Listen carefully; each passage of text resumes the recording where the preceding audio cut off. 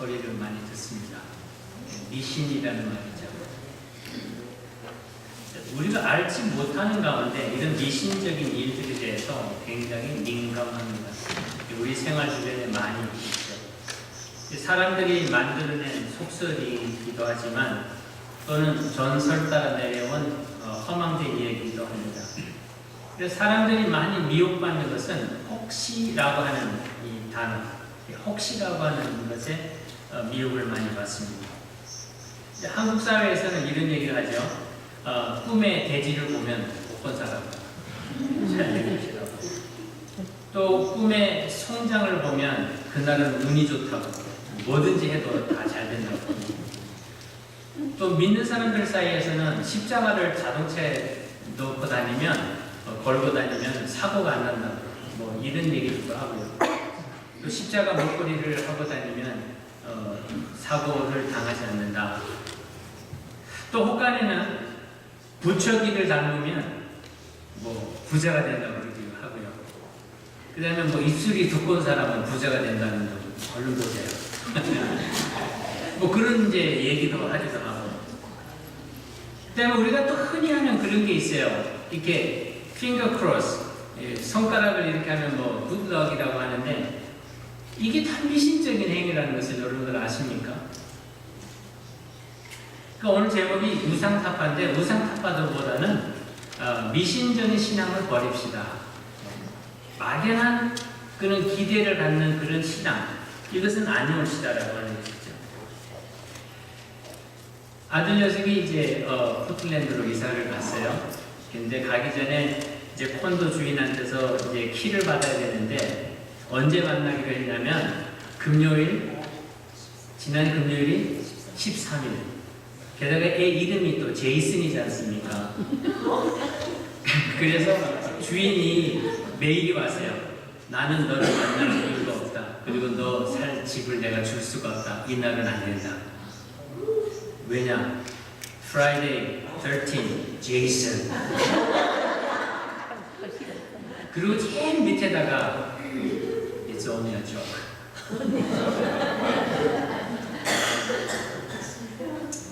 끝까지 이메일을 안 받으면 어떡할 뻔했습니까?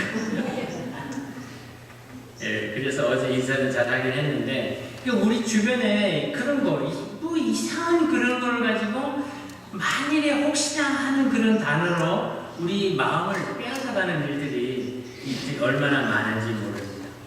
호기심에서 유발되는 그런 것이죠. 한 번쯤은 다 이런 경험들이 있을 거예요. 신문을 보시면서 오늘의 운세 안 보신 사람 손 들어봐요.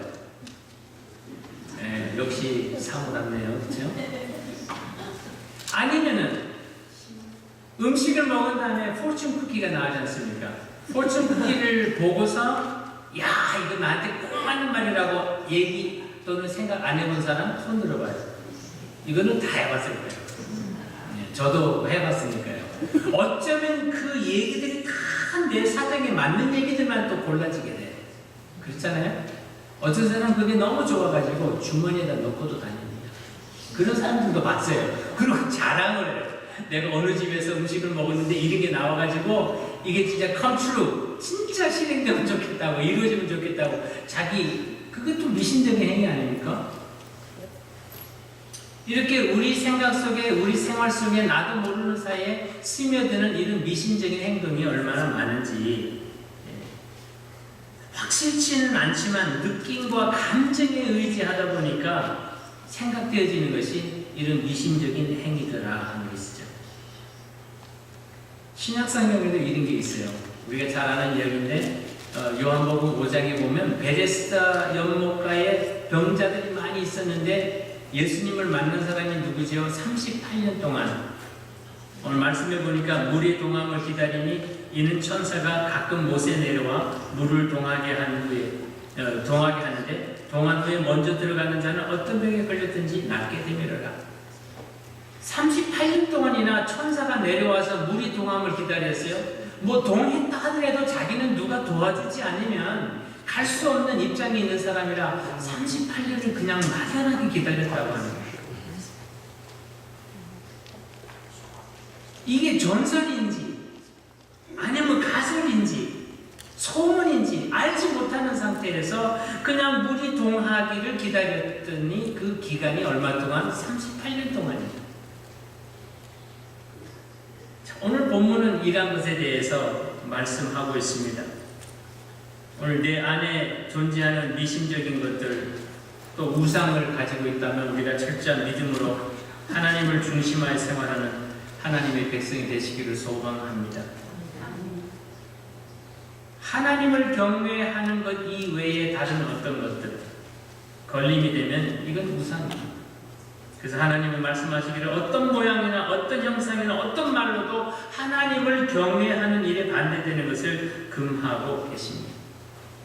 하나님을 경외하되 철저한 믿음을 가지라고 하는 말씀입니다. 사람이 마음이 약해져서 그런 미신적인 것에 귀를 기울이고 또 믿음의 연약한 생활을 하기도 합니다. 근데 미신적인 신앙이라고 하는 것을 참 정의하기는 쉽지는 않습니다. 잘못하면 우리 신앙에 흔들리는 어떤 그런 부정적인 말로 들려질 수 있기 때문에 그래서 우리 어르신들이 어떤 모양으로 이 미신적인 신앙에 대해서 정의를 하고 있는가 이렇게 살펴봤는데 이 한경직 목사님이 이런 말씀을 했는데 많은 공감이 가는 부분이 있어서 소개를 해드리려고 합니다. 이런 말씀을 하셨어요. 무당을 찾아간 사람이 손 비비며 기도하는 모습을 보라. 그리스도인들이 하나님께 기도하는 모습보다 훨씬 더 경건하다. 굿을 잘하기 위해 용한 무당에게 희사하는 금액을 알아보라. 그리스도인들이 하나님께 바치는 헌금보다 훨씬 더 많다. 사람들이 용한 무당에게 받은 부적을 얼마나 소중하게 간직하는지 관찰해봐라. 그리스도인들이 하나님의 말씀인 성경을 소중히 여기는 것보다 훨씬 더 귀하게 다룬다. 하지만 그들을 가르쳐 누구도 신앙인이라고 부르지는 않으며 미신을 쫓는 자라고 말한다. 그렇다면 미신과 신앙의 차이는 무엇인가? 미신은 인간이 돈이나 능력 혹은 재주로 신의 마음을 달래서 자신의 목적을 성취하려는 것이다. 이러면 자신은 절대 변하지 않는다. 즉 자신은 그대로 있으면서 재주껏 신의 마음을 돌이키려는 것이 바로 미신의 특징이다. 이에 비해 신앙은 하나님을 변화시키려는 것이 아니라 절대적인 그분의 말씀 앞에서 자신이 항상 변화되는 것을 의미한다. 따라서 하나님을 믿느냐 믿지 않느냐도 중요하지만 어떤 믿음을 갖고 있느냐가 더 중요하다. 자기 변화를 수반하지 않는 믿음이란 미신에 지나지 않기 때문이다. 우리는 자신이 변화해가는 참된 신앙의 소유자이기보다 하나님을 달래고 얼러 자신의 목적만 성취하려는 미신적 신앙을 갖고 있지 않는지 날마다 하나님 앞에서 성찰해야 한다. 조금 이해가 되시죠? 자, 신앙생활이라고 하는 것은 하나님이 나를 위해서 무엇을 해주는 것이 아니라 내가 하나님 말씀의 믿음으로 살아가면서 내 삶이 변화되고 내가 변화될 때 하나님은 복 주시는 하나님이심을 말하는 것이다. 그러나 미신적인 신앙은 내가 믿음만 가지고 있으면 하나님이 나를 위해서 복 주실 것이라고 기대하는 것이다. 오늘 이사야 선지자는 44장 18절 말씀에 우상을 섬기는 마음에 대해서 이렇게 설명합니다. 그들이 알지도 못하고 깨닫지도 못하면 그 눈이 가리워져서 보지 못하며 그 마음이 어두워져서 깨닫지 못합니다. 보아도 볼 수 없고 들어도 깨닫지 못하는 그 사람들이 우상에 쉽게 빠지게 된다. 분명한 것은 우리는 우상 숭배란 하나님께서 가장 싫어하는 것이라는 것. 우상 숭배를 하는 사람에게도 불행이 낙으로 끌려가는 그 마귀의 도구가 되기 때문에 아예 우리가 그것을 마귀인 것으로 알고 다가온다면 대처할 수 있는, 그러나 때때로 우리는 보아도 모르고 들어도 모르는 그 말처럼 교묘하게 위장하고 우리 삶에 파고드는 이러한 사탄의 유혹들을 조심해야 될 줄 압니다. 자, 이스라엘 백성들이 출애굽을 하여서 광야 생활을 할 때 하나님께서 십계명을 주시자 했습니다. 자, 모세가 보이지 않았습니다. 오랫동안 모세가 보이지 않으니까 이스라엘 민족들이 겁이 난 거예요. 자, 이제는 보이지 않는 신은 필요 없다. 우리에게 보이는 신을 달라. 아론을 독촉해가지고 금송아지를 만들지 않습니까? 그리고 이제는 보이는 신을 향하여서 춤을 추고 노래를 하고 섬기는 그런 이스라엘 백성들. 하나님께서는 계명을 주셔서 광야 생활 동안 훈련하게 하도록 십계명을 주신 것을 우리가 믿게 되었습니다. 그렇게 훈련 받은 사람들이랄지라도 광야 생활을 통해서 하나님의 인도하심과 보호하심과 하나님의 지켜주심을 다 체험했으면서도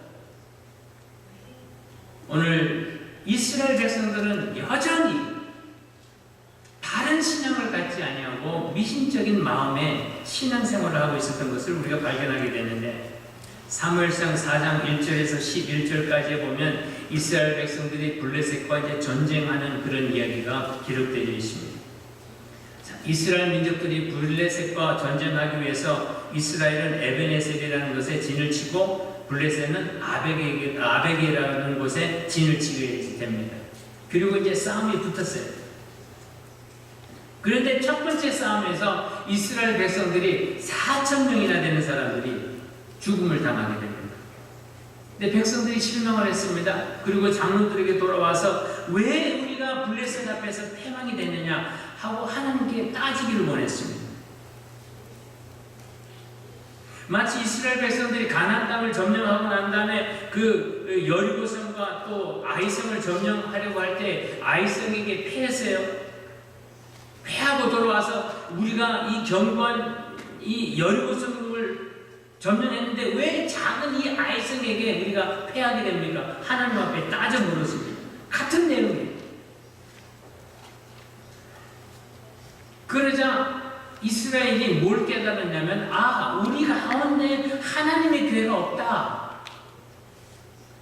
우리 진중에 하나님의 교회가 없다는 것을 깨닫고 이제 엘리의 두 아들 홈니와 비나스를 부추겨서 실로라는 곳에 있는 하나님의 교회를 가지고 오게 됩니다.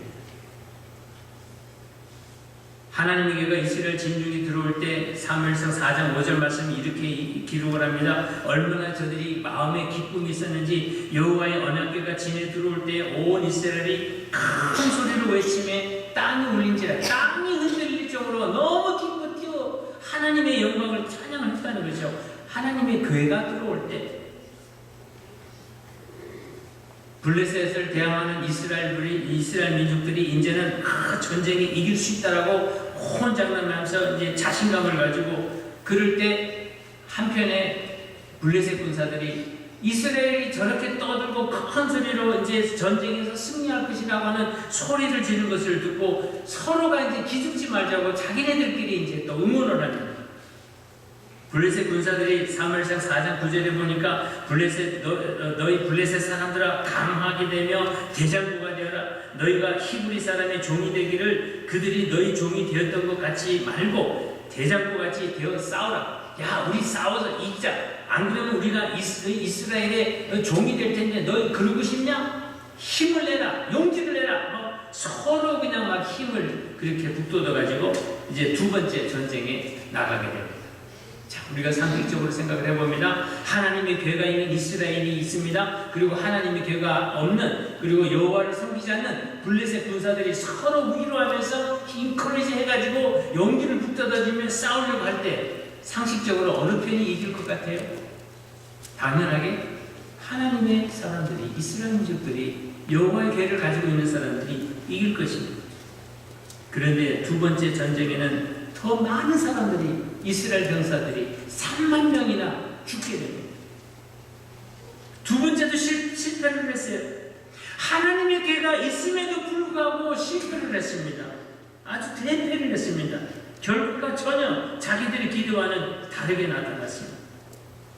그리고 언약궤까지 빼앗기고 말았어요. 그럴 때 이스라엘 사람들이 그런 얘기를 합니다. 우리가 또 왜 실패했는가? 하나님이 안 계시는가 보다. 하나님이 그 블레셋의 다곤 신보다 더 약한 신인가 보다. 하나님이 살아계신다면 우리가 질 이유가 없다. 그렇게 불평불만을 하는데 사무엘상 4장에서 7절까지 내용을 읽어보면 이스라엘 전쟁에 실패한 이유가 있습니다. 하나님의 능력이 없어서가 아니라 분명히 이스라엘 백성들이 잘못된 신앙을 가지고 있다고 하는 거예요. 그럼 이스라엘들이 패배한 그 원인 가운데 잘못된 신앙의 모습이 어떤 것인가? 이스라엘 백성들에게서 발견되는 잘못된 신앙의 모습이 어떤 것일까? 바로 미신적인 신앙이라고 하는 것입니다. 첫 번째 전투에서 실패한 이스라엘 백성들이 하나님의 기대를 도우심을 기대하면서 행한 행동이 뭡니까? 언약궤가 전쟁터에 나가게 되면, 언약궤를 가지고 나가면 하나님 없이 전쟁터에 나갔다가 패전을 당하고 쓴 느낌을 맛보고서야 이제 하나님을 찾는 것처럼 보여지지만, 그러나 그들이 내린 생각은 실로에 가서 하나님의 궤를 가지고 와서 그 궤가 있게 될 때에 이 궤로 인하여 우리가 전쟁을 승리할 수 있다는 겁니다. 오늘 3절 말씀에 보면 여호와의 언약궤를 실로에서 우리에게로 가져다가 우리 중에 있게 하여 그것으로 우리를 원수들의 손에서 구원하게 하자.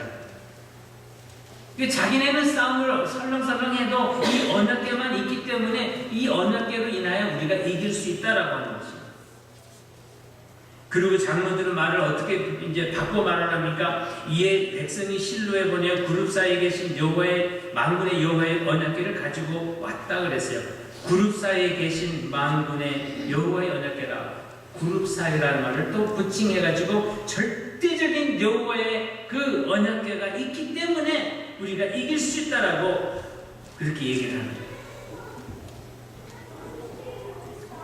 물론 하나님께서 이 언약궤에 대한 약속을 출애굽기 25장 22절 말씀을 보면 거기서 내가 너와 만나고 속죄소 위 곧 증거궤 위에 있는 두 그룹 사이에서 내가 이스라엘 자손을 위하여 내게 명할 모든 일을 내게 이르리라. 하나님의 인자하심과 하나님의 능력과 하나님의 보호하심과 지도하심과 모든 것에 대한 것들이 오늘 이 언약궤 위에서 이 그룹 사이에서 나타내 보이실 것이라 분명한 말씀을 하셨습니다. 바로 이 언약궤가 하늘에 계신 하나님께서 이스라엘의 죄악과 부정을 씻어내고 이스라엘과 하나님이 만나는 장소라고 하나님의 임재, 하나님의 다스림을 분명히 말씀하셨습니다. 그런데 오늘 이스라엘은 이 언약궤를 전쟁의 수호신이라고만 생각했던 잘못된 생각, 그것으로 우리 원수들의 손에서 구원하게 하자. 그것으로가 뭡니까? 하나님의 언약궤로 전쟁에서 이기도록 하자. 하나님의 다스림이나 하나님의 뜻을 구하는 것이 아니라, 그리고 자신들의 부정함이나 부패함에 대해서는 전혀 생각하지 않고 그냥 언약궤를 가지고 전쟁하면 전쟁의 승리로 할 수 있다라고 하는 도구로만 생각했다고 하는 거예요. 마치 자동차 안에 십자가를 걸어두면 우리가 사고를 당하지 않을 것이라고 생각하는 그런 생각과 마찬가지예요. 하나님의 언약궤는 그냥 수호신으로라고만 생각했던 잘못된 생각이에요. 마치도 하나님의 언약궤는 애군이나 때우는 부적 정도로 받아들였던 그 신앙생활, 그 신앙, 그게 잘못된 것이다. 전쟁의 실패 원인이 바로 이스라엘에게서는 바로 이 문제가 있다는 거죠. 오늘 과학이 발달한 21세기를 살아간다고 하더라도 오늘 우리 주변에는, 우리 생활 속에는, 우리의 마음 속에는 이런 미신적인 생각에 신앙이 흔들리고 혼돈될 때가 많이 있습니다. 공부를 하고 하지 않는 학생이 부적을 속옷에 넣고 다니면 좋은 성적 낼까요? 흔히들도 그런 일들을 많이 하지 않습니까? 야, 용한 사람이 써줬는데 이 부적 속 바지에다 넣고 다니면 애기 잘 낳는다더라. 아들 낳는다더라. 딸 낳는다더라. 아니 열심히 일하지 않고 열심히 공부하지 않고 열심히 내지도 않는데 무슨 좋은 결과를 내겠느냐 말이에요. 열심히 땀 흘리고 운동하지 않는데 어떻게 몸이 날씬해지기를 바랄까요? 문제가 뭡니까? 사람들이 편리함에 빠져서 자신의 삶에 책임을 지지 않고 열심히 살려고 하는 노력에 의지가 없기 때문에 때로는 그런 것을 그냥 운명론이나 이런 미신에 빠지는 그런 막연한 생각에 자기를 변명하는 거예요. 인간의 본성이 항상 모든 문제의 원인을 외적인 여건으로 돌려버리고 자기는 책임을 지지 않겠다고 하는 그런 경향이 있기 때문에 아담과 하와의 경우를 보더라도 범죄한 다음에 아담이 누구를 탓합니까? 이 하와가 하나님께서 만들어주신 이 여자 때문에 내가 이렇게 되지 않았습니까? 외적인 환경에 다 자기 자신의 것을 돌려버리는 인생의 가장 중요한 문제도 우리가 기도하며 결정해야 되는데 그것을 그냥 운명론이나 아니면 조산 탓으로 하든지 아니면 미신적인 생각으로 돌려버리는 그런 경향을 가지고 우리가 살아가고 있지 않는가. 혹 우리 가운데 이런 생활을 했다고 생각이 되어지신다면 그리스도를 믿는 기독교인들은 운명을 믿지 않습니다. 하나님께서 우리를 창조하시고 복을 주시고 그리고 말씀하시기를 생육하고 번성하여 땅에 충만하라, 땅을 정복하라, 바다의 고기와 공중의 새와 땅에 움직이는 모든 생물을 다스리라고 하는 이런 다스리는 능력, 권력,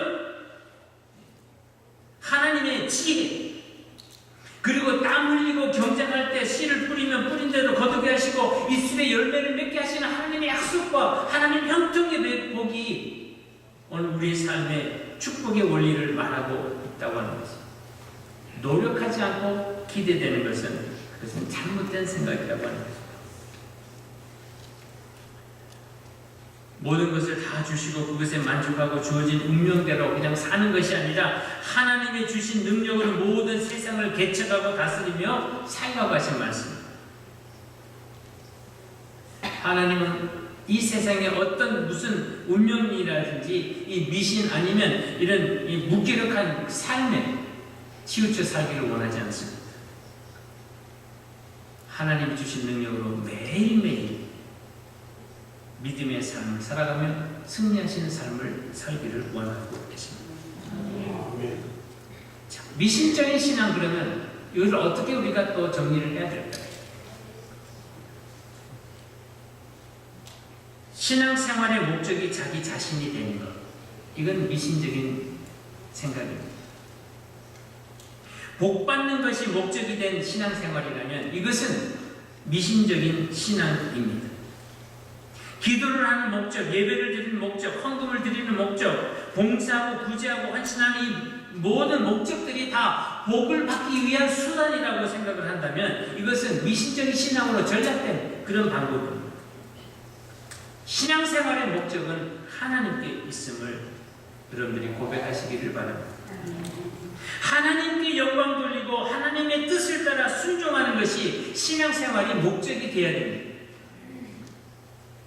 그러나 신앙의 목적이 하나님께 있지 않고 자신의 기쁨과 만족과 축복과 그런 것에 있다면 그것은 미신적인 신앙의 요지가 많다고 하는 겁니다.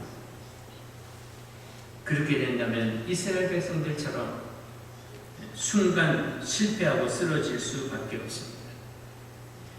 주님께서는 그렇게 말씀하셨습니다. 우리가 화면을 보면서 같이 한번 읽어보기를 원합니다. 너희는 먼저 그의 나라와 그의 의를 구하라.